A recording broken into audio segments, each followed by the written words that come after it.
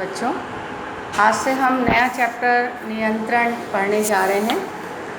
तो आज जो मैं प्रश्न समझाने जा रही हूँ वो है नियंत्रण किसे कहते हैं, इसके अलावा नियंत्रण की क्या विशेषता है।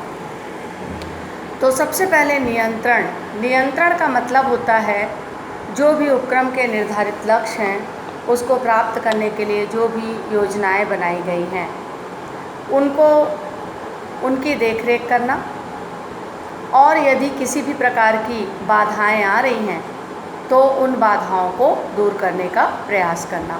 फिर से सुनेंगे। नियंत्रण से तात्पर्य पूर्व निर्धारित जो भी उपक्रम के लक्ष्य हैं उनके अनुकूल कार्य हो रहा है या नहीं यह देखना, उनके कारणों को जानना और साथ ही साथ बाधाओं को दूर करने का प्रयास करना, इसे ही हम कहेंगे नियंत्रण। नियंत्रण का मतलब हस्तक्षेप कदापि नहीं होता। नियंत्रण के अंतर्गत भविष्य में ही समस्याओं का समाधान कर लिया भविष्य की समस्याओं का समाधान वर्तमान में ही कर लिया जाता है, जिससे कि भविष्य में किसी भी प्रकार की कोई बाधाएं ना आए।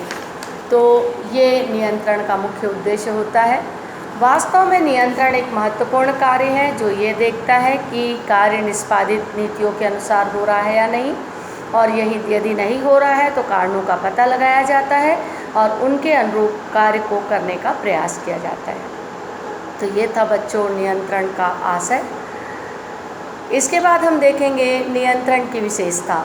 तो पहला, प्रबंधकीय कार्य।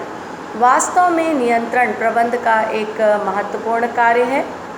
इसके अंतर्गत जो है आवश्यकता पड़ने पर विशेषज्ञों की सलाह भी ली जाती है। नेक्स्ट है नियंत्रण प्रबंध के सभी स्तरों पर। नियंत्रण का कार्य ना तो उच्च स्तर का है ना ही निम्न स्तर का, अपितु प्रत्येक स्तर पर नियंत्रण की आवश्यकता होती है, चाहे वो उच्च स्तर हो चाहे वो निम्न स्तर हो। नेक्स्ट है नियंत्रण एक सतत प्रक्रिया है। वास्तव में नियंत्रण एक सतत प्रक्रिया है, यानी लगातार चलने वाली प्रक्रिया है।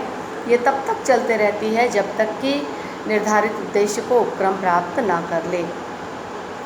नेक्स्ट है नियंत्रण की भविष्यात्मकता। नियंत्रण का उद्देश्य वर्तमान की त्रुटियों व कमियों को पता लगाकर उसको वर्तमान में ही दूर करने का प्रयास किया जाता है, जिससे कि भविष्य में किसी भी प्रकार की कोई त्रुटि ना हो और उसकी कोई पुनरावृत्ति ना हो।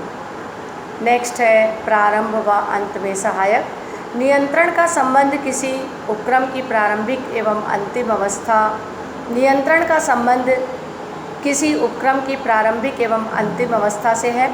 प्रारंभिक मतलब प्रारंभ में विभिन्न योजनाओं लक्ष्यों को निर्धारित करते समय नियंत्रण अपनी महत्वपूर्ण भूमिका निभाता है। उपक्रम के अंतिम काल में जबकि संपत्तियों का बंटवारा होता है तो वहाँ पर भी नियंत्रण अति आवश्यक है। मतलब जहाँ पर उपक्रम की शुरुआत होती है और जहाँ पर उपक्रम का अंत होता है, दोनों ही दशाओं में नियंत्रण अनिवार्य है।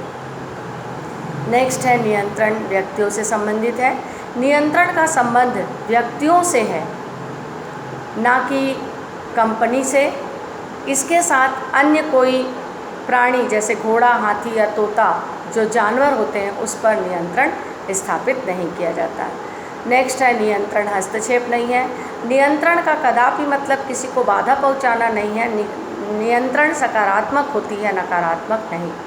तो इस तरीके से हमने आज देखा नियंत्रण का आशय और नियंत्रण की विशेषता। Thank you.